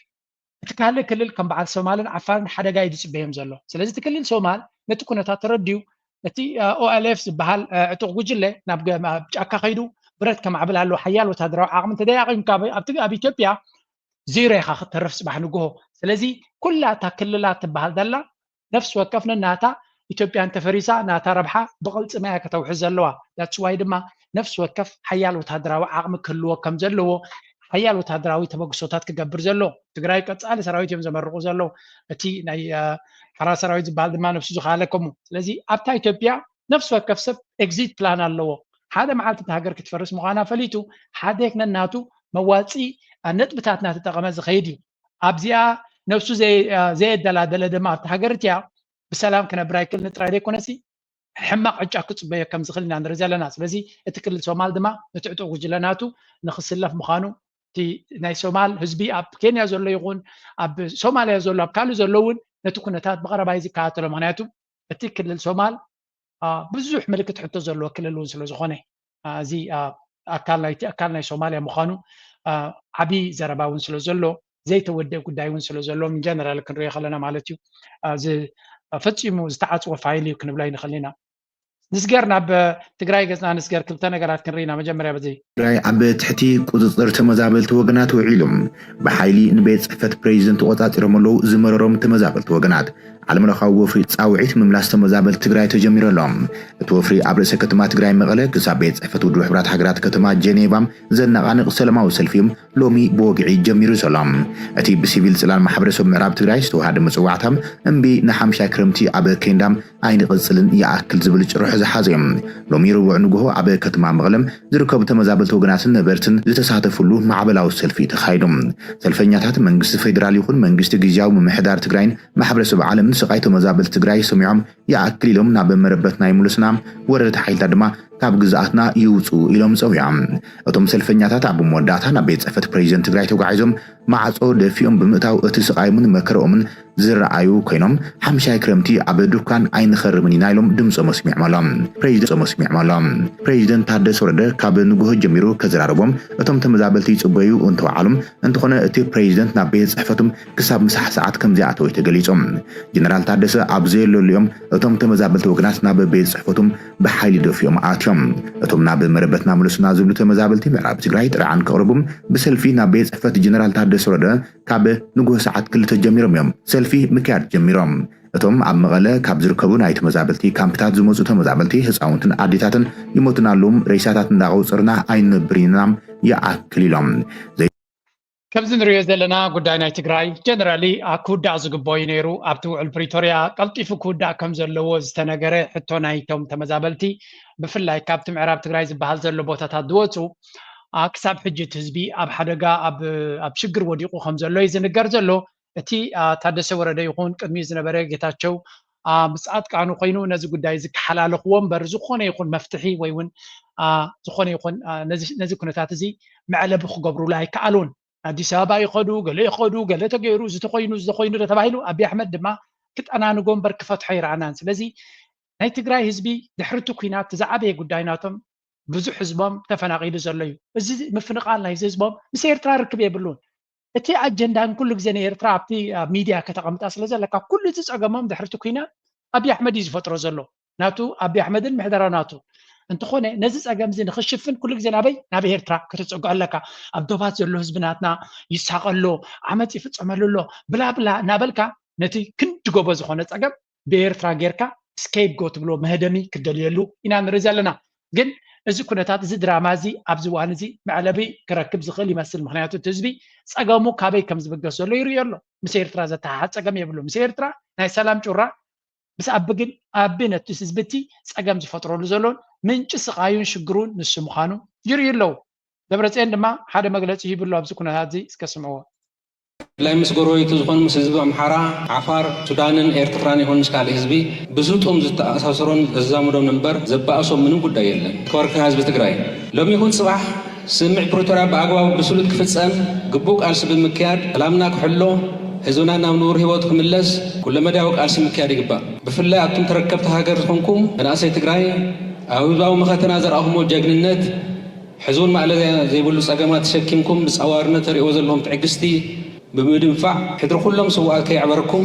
ቃልሶም ቀፅሉሉ ዝጀመር ናይ ጉዕዞ ህዝባዊ መኸተን ሰገሩን ኣብ ሸጡ ተብፅሕዎ ንሳቶም እዮም ህዝባዊ ዕላማ ህወሓት ንምዕዋት ፈንጂ ንምርጋፅ ካብ ዝቀዳደሙ ጀጋኑ ተጋደልቲ ህወሓት ተማሂርኩም ዝመከትኩምን ትምክቱ ዘለኹምን መናእሰይ ብሓፈሻ ተሸከምቲ ሕድሪ ሕሉፍ 50 ዓመት ጀጋኑ ስዋኣት ደቂ ዝኾንኩም መናእሰይ ትግራይ ኣብ ዕላማ ህዝብኩም ፅኑዓት ኮይንኩም ተጀሚሩ ዘሎ ህዝባዊ መኸተ ቦትኡ ክንተብፅሕዎ ጠራጠረ እንተሃለወ ብሄራዊ ሕደት ዝፈፀመ ጠላምን ብሓፈሻ ከም ንሪኦ ዘለና እቲ ህወሓት ዝበሃል ሓድሽ ትንፋስ ዝሰኩዐ ዝመስል ዘሎ ምክንያቱ እቲ ንዕኡ ዝርግርግ ዝእትወሉ ዝነበረ ሓይሊ ተፀሪጉ ስለ ዝተኣለየሉ ኣብቲ ትግራይ ዝበሃል ብጀካ ታደሰ ወረደ እቲ ካልእ ኩሉ ብሓደ እናሰመረ ይመፅእ ስለ ዘሎ እቲ ኣብ ውሽጢ ኮይኑ ፀገም ፈጢሩሉ ዝነበረ ድማ ኣብ ኣዲስ ኣበባ ኮይኑ እቲ ድራማታቱ ይቕፅል ኣሎ ብሓፈሻ ንሪኦ ዘለና ትግራይ ደብረፅዮን ዝብሎ ዘሎ ዘረባ ንፁር እዩ ምስ ኤርትራ ምስ ኣምሓራ ፋኖ እንኳላይ ምስ ሱዳን ሰላም እንተገበርና መን እዩ ዝሕምሞ እንድሕር ኢልካ እቲ ናይዚ ህዝቢ እዚ ሰላም ዘይደሊ ሓይሊ ጥራይ እዩ ሰላም ክገብር እየ ምስ በለ ንኣብነት ትፅምዶ ናይ ኩናት እዩ ናይ ሽግር እዩ ዝበሃል ዝነበረ ድማ ምዕራፍ ብምዕራፉ ቤላ ገይሮም ክዓፅዎ ኢና ንርኢ ዘለና የግዳስ እቲ ኣንፃር ሓይሊ ነዚ ኩነታት እዚ ስቕኢሉ ዝርዮ ወይ እውን ዝዕዘቦ ከይመስለና ነዚ ነገር እዚ ናብ ድራማ ንምቕያር ኩሉ ዝከኣሎም እዮም ዝገብሩ ዘለዉ በአፋር ሄዳችሁ የትግራይ ኃይሎችን የተባሉትን ሰዎች እነ ጀነራል ገብረ እግዚአብሔርን የቅድሚያ ስራችሁ እሱ ነው እነሱን ደምስሷቸው ነው ምንድነው ያረጋለው ኢሳያስ ደም ተቃቡ ነው ይያለ ደም ስትቃቡ እኔ ቤኔፊት አረጋለሁ እነ ሞንጆሪኖን ጠርቶ ያዘዘው ትዕዛዝ ቅድሚያ በአፋር በኩል ገብታችሁ ይሄን ታጣቂ ኃይል ሪወሎም ክሳዕ ክንደይ ተንኮለኛታት ምዃኖም እዚ ሰላም ዝመጽእ ዘሎ መፈጸምታ ናይ ስልጣኖም ኮይኑ ስለ ዝስምዖም ዘሎ ኩሉ ነገር ናብ ኩናትን ናብ ደምን ጥራይ ስለምንታዮ ኩሉ ፀገማት ኣብይ ኣሕመድ ኣብዘን ዝሓለፈ 7 ዓመት ነፍሲ ወከፍ ፀገሙ ብውግእ ክፈትሕ ዝፍትን ደም ናይ ህዝቡ ከፍስስ ስኽፍ ዘይብሎ መራሒ ስለ ዝኾነ ናቱ ካድረታት ነገራት ወላ እውን ናብ ሰላም ዝኸይድ እናርኣዩ ከለዉ መንገዲ ናይ ኩናትን መንገዲ ናይ ደምን ድሮናት ኣብ ህዝቦም ዝጥቀሙ ካልእ ኩሉ ከምኦም እዩ ዝመስሎም ከምኡ ዝገብር ከምኡ ይነግር በልቲ ሓንቲ ምስላ ንሱ ዝፈልጣ ናይ ኣብይ ኣሕመድ ማለት እዩ ከምኡ ዝገብር ከምኡ ይነግር ኢሉ ነይሩ እቲ ኩነታት ድማ እቶም ምዕራብ እቶም ሓራ መሬት ዶገሎዶ ዝበሃሉ ዘለውካ ስምዕዎም ኣብዚ እዚ መጻኢ እዚ ረዲኻ ናብ ሓራ መሬት ንኽመፅእ ምግባር ኣብ ሓራ መሬት ዋላ ይምፃእ ኣብ ገዝኡ እውን ተሓዊ ይቕመጥ ናብ ገዝኡ ናብ ወለዱ ናብ ቤተሰቡ ናብ ዝሕብኦ መዕቐቡ ዘሎ ኩነታት ከይዱ ክቕመጥ ምግባር እቲ ናይ መወዳእታ ኣይ ኣነ ምዚኦም ናብ ዕጥቃዊ ቃልሲ ከኣት እየ ዝብል ሓይል ተሃሊኻ እቲ ናይ መወዳእታ ጥይት እዩ ክኸውን ማለት እዩ ደርጊ ክድምሰስ ከሎ ፍርሳስ ክጅመር ከለካ 80 ዓመተ ምህረት እኮ ኩሉ ብጥይት ስዒሩ ማለት ኣይኮነን ዝነበሩ መራሕቲ ለባማት መራሕትን ከምዚ ትሪእዎ ዘለኹም እዚ እቲ ናይ ትግራይ መንእሰይ ኮይኑ ኣብይ ኣሕመድ ደሰልጥኖ ዘሎ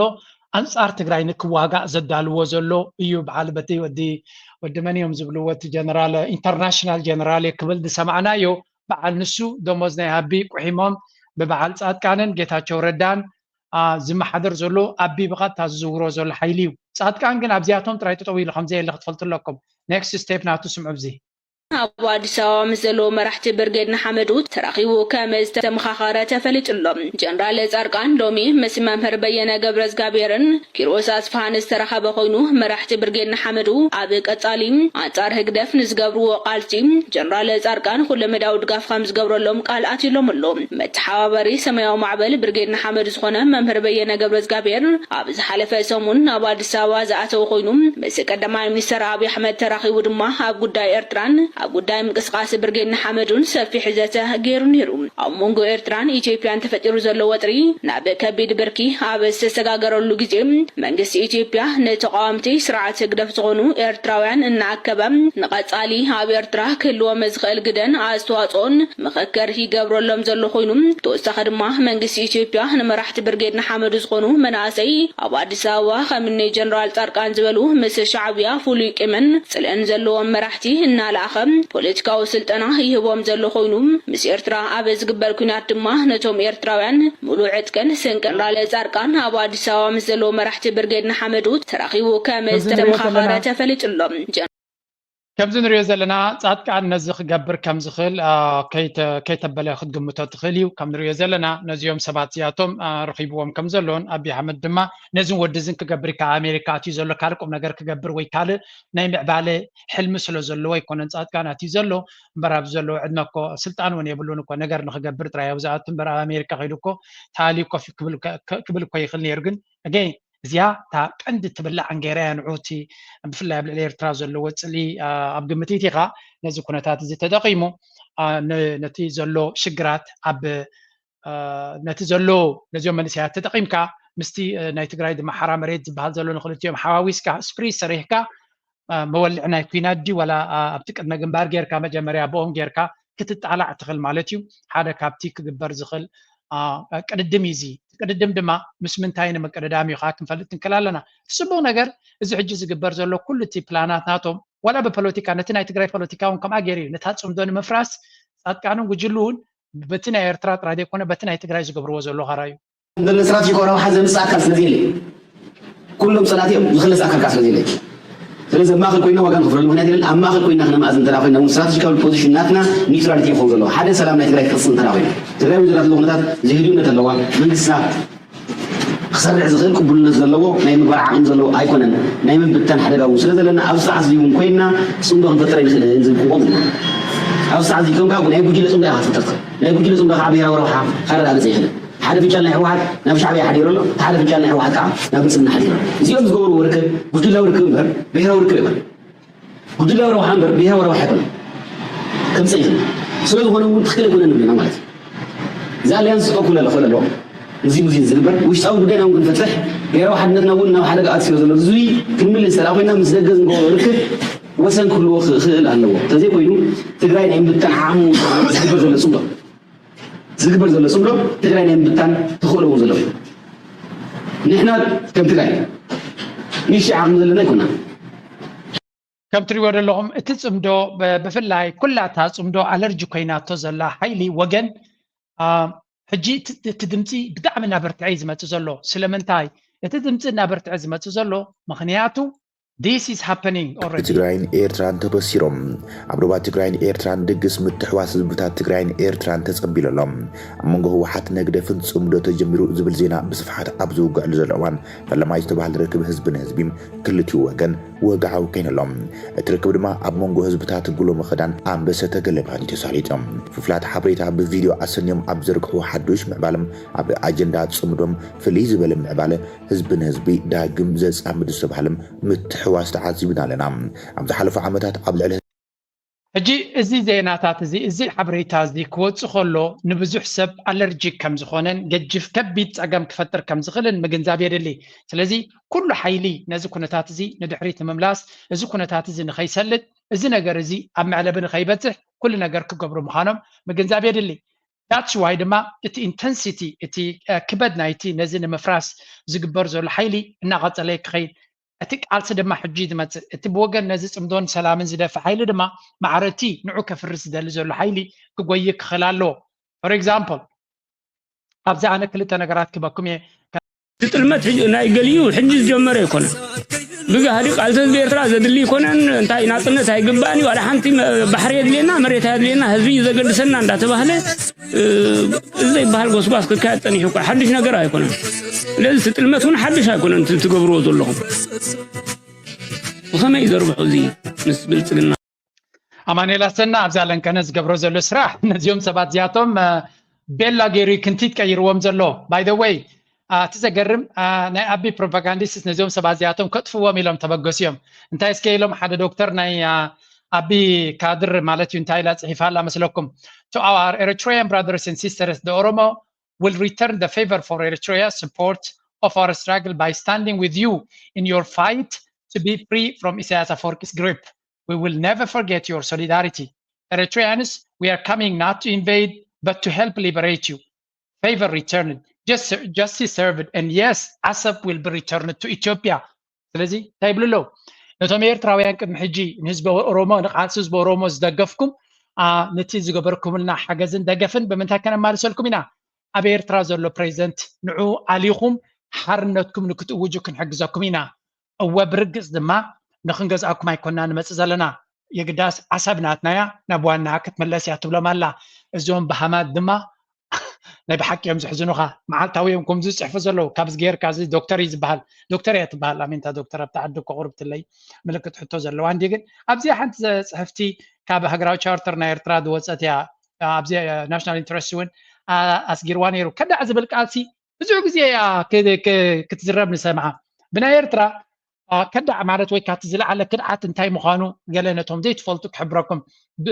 زخونه بتولد وي بفقاد ايرتراو زي قلنا زحزه وين هاجراو ربحاتات ايرترا نمكل خال بوقعي استمزز سب زلعله كدعات كفصم انتاي مزغبر زلعله كدعات زبال حدا برت انصار ايرترا مزلعل برت العلكا انصار ايرترا سراويتا حزبا منغستا برت العلكا انت خيتكا ازي تزلعله درجه كتعاد زباليو وي انصار ايرترا ابز جبر ناي تصابو تكبارات مزوفر انصار ايرترا دما مزجبر تصابو مزوفر قدر خلته مس ايرترا اب كوينات ناي زلو حيلي زمدناتات مس ايرترا اب كوينات ناي زلو حيلي زمدناتات مزجبر وي ون عوات نمرغغاص وي نمسغام مستيراو ركبات مزفصم وي اكند صلاي مزسرح سب وي مزسرح سب وي زسرحو سبات زمدناتات مزجبر وي مستيراو ركبات مزفصم سلازي ابي احمد بوقعي نيرترا كورن لولاونت نيرترا كدفرن عقل دما بحبو نيرترا قازاخ غبرا خم زخونه نزنغر زلو مسو زوفرن مسو زماخرن مسو زراخبن مسو زصمدن هاجراوي اوي ون زلا على درجه كدعات كم زفصم يبلو بقطع كونه بتزاواري نصلاي زخونه نجر ناي كوينات مسارحي ناي وستن سند ناي وست سند لمكلاخله هاجر زتقم زخونه عينتات اقحا مزركب وي اغلغلوت بمهاب وي قرب بمصح ስለዚህ ንጸላኢ ነታ ሃገር ሓደጋ ከውድቀላ ንዝኽል ሙሱ ዝተሓባበር ዘበለ ንሱ ከዳዕ ዝበሃል ይብልለው አይ ቲንክ እዚኣቶም ኦፊሻሊ ነታ ቃል ሙሉ ብሙሉ ዝለበስዋን ንዓዓ ዝፍጽሙ ዘለውን ስለ ዝኾኑ كجرمكم كم زي عينت نزم سرعة خانة جي بس كذي كم مسجاجر سمعوها يعني هاجروا خميل جب كم زبلها إيرترا تباهي خل على كله موتي الرأي أوكي نحن مساجرنا تردي خني عادي سلاسة خبر يوم كاساتهم زفوتون ساتهم زفكر ما كان تعدي خلي أنا أحمد لسه السكر ولا السكر ما كم تصمدوا بكل من قد خمسة لون خنفلت إليه كل عينتي زلوا أنا بزع بعض تصمدون تايلت يفلق مسيلكم مجمريا نزيع فيديو رئيه مع لغة تمسر سلام لبوم نخطفهم نزع فيديو زيا أرئيه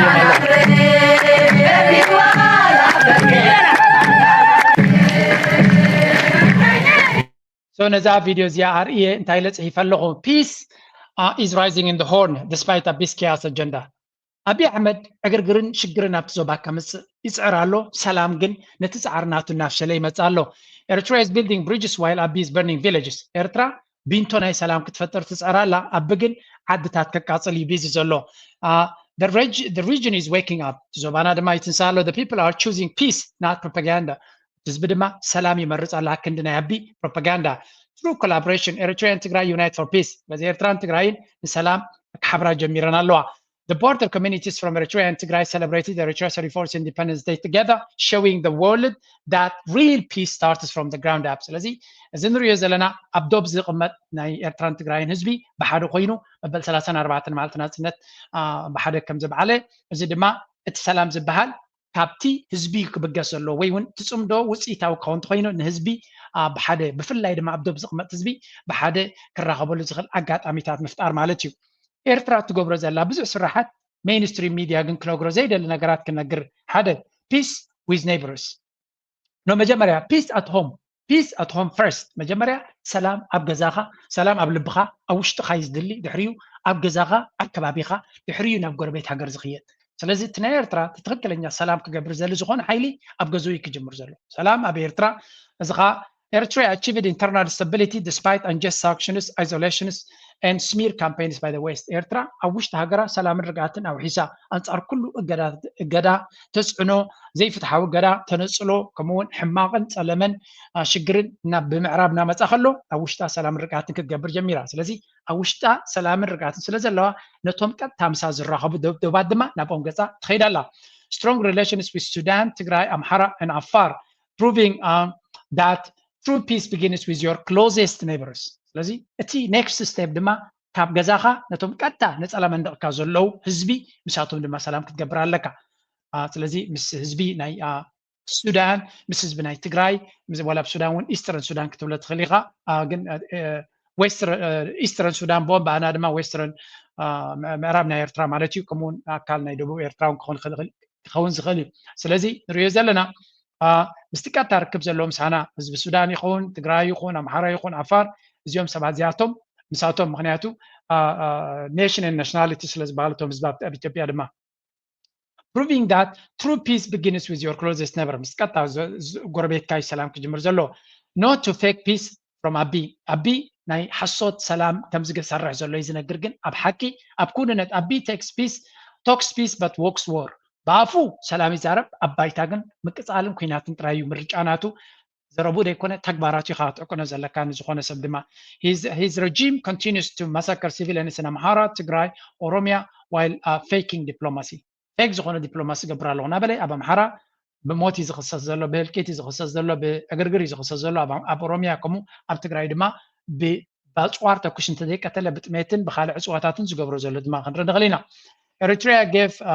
gave Abiy a chance. Eritrea na Abu in chance Sibatonera and Salam chance Sibatonera. Eritrea extended goodwill and even saved his regime, but he chooses betrayal over cooperation. As an Abu na Salam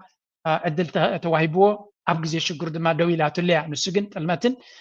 Kumama Akindi Metabar Almat Maricho. Let's be clear. The Horn of Africa is choosing peace. Karn Africa Salam Yuzmar Zolo. Abiy Ahmed is the outlier. Tunkonet Salam Night Zoba Zergzolo. ጥራይ ደይኮነ ሽግር ዝመርፅ ዘሎ ሰብ እዩ ስለዚ ሊደርስ ላይክ ሂም came and fell ቅድሚ ሕጂ መራሕቲ ኮሙን ነይሮም እዮም ኣበይ ከም ዘለዎ ድማ ንፈልጥ ኢና he is on the same path ስላሴ ድዩ ደርጊ ድዩ መለስ ድዩ ኩላቶም ብሕማቕ ወዲቖም ምክንያቱ ሰላም ናይ ዞባ ክዘርጉ ስለ ዝፈተኑ ብምባል ገሊፀ ኣለኹ it's time for the region and the world to say enough ስለዚ ዞባና ይኹን ዓለምና ነዚ ሰብ እዚ ኢናፍ ክብልዎ ክኽእልሎም ብምባል ድማ ፅሒፍ ኣለኹ ኣብ ኤክስፖስ ትግበርዋ حتى أنا بتناي سلام مدرخ سكنسجر. إسران شع منو إسران شع 34 بعزب أنا بتعمل مسجن. كان أي درجة إسران شعاتن كفل سراوي بتعمل مسجن. ثالث درجة نبسة تقلبا.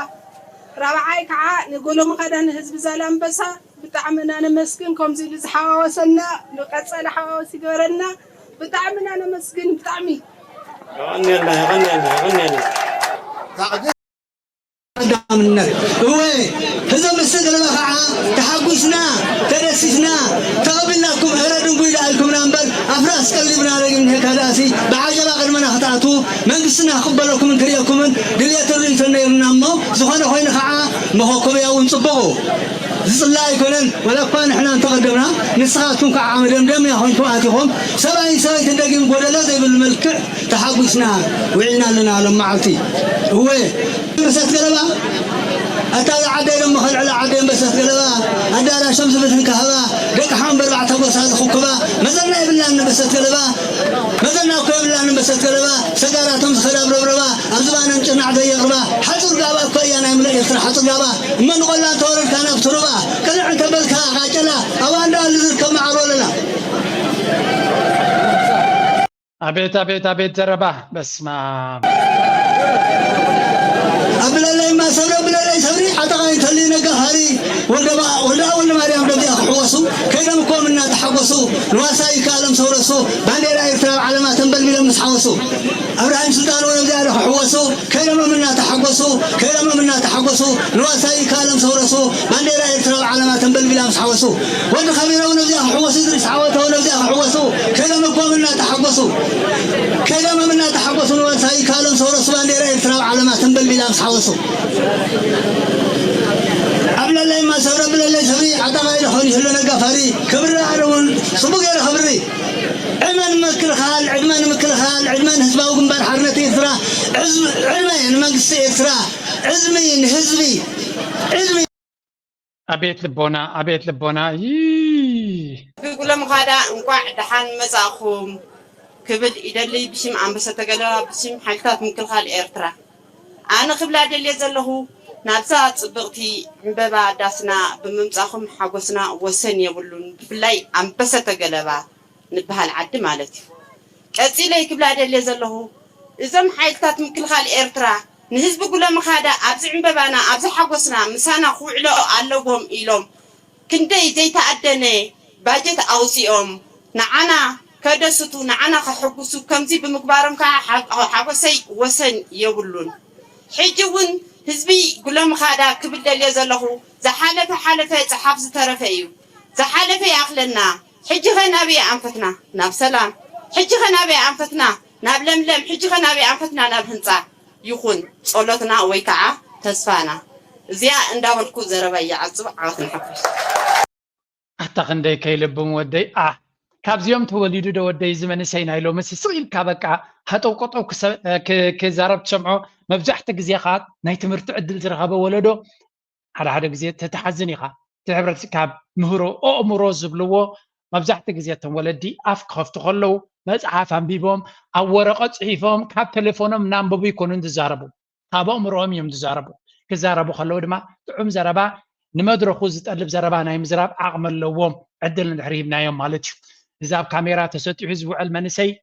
كندي كابو يكم عينت لوم زربا كزارب زخل سلازي نفس وكف نوس ولدو نولدي كتمت زلوو نولدنا بتمرتي انا حليفه يوم يا بيروبا زقمت ابزي دقمت انا تماهيري شدش مصحفا ببيت ولدلها نولد خانت سميكا تمرت ترايدي كونسي تمرت خاسي اب مانرس ناتكا اب ابايات ناتكا اب تزراربا ناتكا كرو زلو سيرتيفيكيتات كتستغلغا زرباخا لؤمنت ناتكا تحتنا ناتكا أخبروت ناي كالوت أبت زرباخا تمرت خان لبونا خان أبو يزرع سب أفك خفت كله لبون وزمزل أب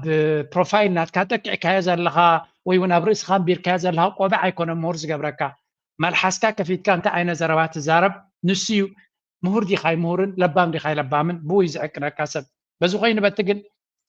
أزح الجنرية زلنا أنس بزالباي بزانبسي بحكي حقوسي مخنياتو ترجم ناي سلام كل سب ندي زفلطو ግን ኣብ ዶባት ዘሎ ህዝቢ ድማ ዝለዓለ ዋጋ ዝኸፍለሉ ስለ ዝኾነ ንሱ ጥይት ተተኩሱ ቀዳማይ ግዳይ ዝኸውን እዩ ኣብ ግንባር ዘሎ ሰራዊትን ኣብ ዶባት ዘሎ ህዝብን ነዚ ሰላም እዚ ልዕሊ ማንም ዝፈልጦን ዝርድኦን እዩ ቁኑዕ ሰላም ድማ ቀጻልነ ዘሎ ሰላም መንግስቲ ምዝሕወሶ እዩ ካብ መንግስቲ ወፃኢ ትገብሮ ክሰልጥ ኣይክልኒ ወላ ድለዮ ወላ ህዝቢ ይድለዮ መንግስታት ተደይቀኒዖም መንግስታት ክልቲኦም ተደይደጊፎም ማለት ናይ ሰላም ጉዕዞ ኣይሰልጥን እዩ ስለዚህ እታ እንኮ ሕጂ ንሪያ ዘለና ከም ሕጂ እውን እኳ 2018 መንግስቲ ኤርትራ ምስ ኣብ 4 ኪሎ ዘሎ መንግስቲ እኮ ፈቲንዎ እዩ ኣብ 4 ኪሎ ዘሎ መንግስቲ ግን ኢትዮጵያ ዝቆፃፀር መንግስቲ ይኮን ተርዲኹም ኣለኹም እቶም ክልላት ንሳቶም እዮም ነቲ ህዝቢ ዝውስኑ ዳትስ ዋይ ድማ እቲ ኣብ ትግራይ ዝነበረ ኤሊት ናይ ህወሓት ነቲ ኣብ ኣዲስ ኣበባ ናብ ኤርትራን ኣብ ኣስመራን ዝነበረ መንግስታት ዝገብሩ ኣብ ኤርትራ ዘሎ ኣብ ኣስመራ ዘሎ መንግስቲ ዝዞት ህዝቢ ይሰምዖ እዩ ስለዚ ኣብ ኤርትራ መንግስትን ህዝብን ብጥምረት ዝሰርሕ ኣገባብ ዘለዎ እዩ ኣብ ኢትዮጵያ እንኮም ይኮነን ኣትሊስት ሕጂ ግን እቲ ምስ ኣዲስ ኣበባ ዘሎ ስለዘይ ሰርሐ ምስቲ ጎረቤትካ ዘሎ ምስራሕቲ ውፅኢታዊ ፕራክቲካል ድማ እዩ زحج نريا زلنا دما بفلاي أمونغو هواحد مرحلتنا هي واحد دي زياو منقص دي زبلو زلو نزينا حزب تبقسو وسيدو تحويسو مست منقص إيرترا تخكلنيا زررب أكايدو نتزرلو سأقامات بمولو نخلتيو حزب بزربح منقدي نخلتيو حزبتات كتعلنت زلو سلامن ركعتن كفترو لزغل حنسابن حوارون معلبخ قبرلو نايلي ناي كلنا تمنيتيو أمين زيز بزي نخندي عامتات أب بعين برد حلو زنبرا دوبي نيرو سلازي كينو سجيرو بحادا كوعل أسألنا زلو وركب نخجبر انسساتاتهم ون دوب تسجيران بتقيت ناي زخون يكون شجر داي رخبالو كونتات كفترلن ناي بحكي كاب ناي تانكتاتن ناي مدافعن بوتا زخون ناي سلامن ناي رقاتن كخون التمدرخ حجو بصعيل لو قد محجو نيريو حجي دما ناو تمليسنا لنا ناي بحكي كاب لبينا املاق زمنيلو زي حجي تبقيسي زلو سلام كم تانا يكتشنا اسر شو منتن نخيكوصاي حجي اتتبقيسي زلو سلام مجمريا كاب تشعوز تغبري طنقاقاتات بزبلو تزبي طنقق بزبله منقدي ستيب باي ستيب كوزدو امودا تاغن تزبي بكل منقدي سلام كقبر قسنا بلدما تمدرخ نخفتح እዚ ጽብዶ ድማ እንታይ ውጽኢት ከም ዝኽእል ንሪኦ ኣለና ኔክስት ስቴፕ ድማ ካልኦት ኣብ ዶባ ዘሎ ዓታቱን ከምኡ እቲ ዝነበረ ውራይ የድልዮም እዩ ስለምንታይ ንዓመታት ዝተኸልከለ ዶብ ስለ ዝኾነ ብሓደ ይራኸቡ ዘለዎ ሽግራት ህዝቢ እናገበረ ተኸይዱ እቲ መንግስታት ድማ ብክልቲኡ ወገን ዘድሊ ስጉምቲ ክወስድ ናይ ብሓቂ ኣዝዩ ሕጉስ እዩ ተመሳሳሊ ስጉምታቱን ብወገን ሱዳን ክግበር እቲ ዶባት ቀስ እናበለ ክኽፈት ኣለዎ ብኩሉ ኣብ ዝሓለፈ ናይ ከሰላውን እቲ ንግዲ ምስ ኤርትራ ዘሎ ክኽፈት ከም ዘለዎ ነጊር ነይሩ ስለዚ ናይ ብሓቂ ኤርትራ ካብቲ ዝነበራ ክትወፅእ ክትክእል ኣለዋ ሰላም ጥራይ ድማ ናይ ሓዋር መፍትሕናትና ክኸውን ዝኽእል ናብቲ ሰላም ትኸዶ ዘላ ድማ ኩልና ክንድግፎን እቲ ዝኽእል ብፀሎት ብድዓ እቲ ዘይክእል ብጉልበት ክገብር ዝኽእል ብሚድያ ክገብር ዝኽእል ኩሉ ሰብ ነዚ ተበግሶ ናይ ሰላም ብዝከኣለና ክንደፍኣሉ ክንክእል ኣለና እንኳን እቲ መንግስቲ ካብ ተበጊስዎ ዘሎ ንላዕሊ ንሃሪ ንኽውስኸሉ ፀቕጢ ክንፈጥር ክንክእል ኣለና ንሰላም እትገብሮ ፃዕሪ ኣይሕፍረካን እዩ ንኩናት ትገብሮ ንፅልእ ትገብሮ ይፅባሕ ንጎ ዘሕፍረካ ንሰላም ዝፈተንካዮ ፅባሕ ንጎ ክላገፁ ላይ እንታይ ደልካ ይላገፁ ሕሙማት እዮም ንሰላም ዝጎስጎስካ ፀርፉኻ እዚኣ ኣብ መወዳእታ ክብል ኣይደሊ ኣይሎም ኣርሳብ ዝጉደ ላይክ ግበሩ ሰፖርት ግበሩ ደገፍኩም ኣይተውሕዱ እናበልኩ ብዛ ጥዕምቲ ደርፊ ክገትፈኩም እየ ቻው